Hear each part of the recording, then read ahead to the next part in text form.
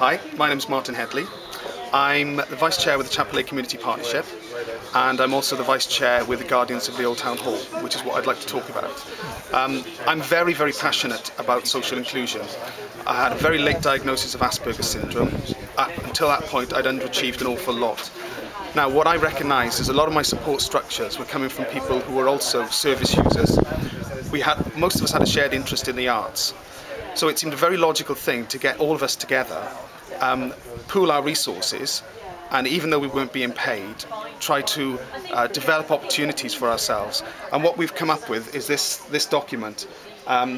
It's based on the National Indicator 136, which is social inclusion towards independent living. But it also follows the National Indicator 11, which is inclusion in the arts. It marries the two together, and I think it does that very well. And what we've realised is we naturally have evolved into 12 different initiatives. An example being, we've got a community film night. We've got a film license. We don't charge for those films. We can take donations, but it brings in local families, it brings in new volunteer support, it brings in ideas, and it brings in initiatives. Now, today at the Ancient Technology Centre, a fantastic example of that working in practice. We were involved in different techniques of making fire. One with flint, which people had come across before, another one with a bow and a stick, obviously friction. But there was one where they'd been unsuccessful in starting a fire. Should translate to potentially them coming to. The one where they've been unsuccessful in starting fire, for the last 6 years they've been trying, it's a ploughing technique. So you take a log, you cut a small groove in it, you get a stick and you rub it back and forth like mad.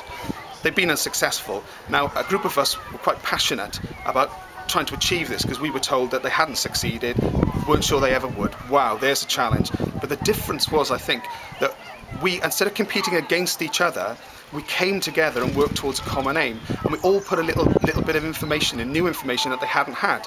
Now, my little bit of information was to turn the stick the other way up, so there was less contact on the side and the more of the contact on the front. Someone else said, why don't we start like a chain gang, so someone takes over very quickly from someone else. Someone else said, well, why don't we use tinder from this part of the building which we hasn't used before. And after about 5 minutes, hey presto, we had fire, and everyone was amazed. And I think soon you'll also be able to see that video on YouTube.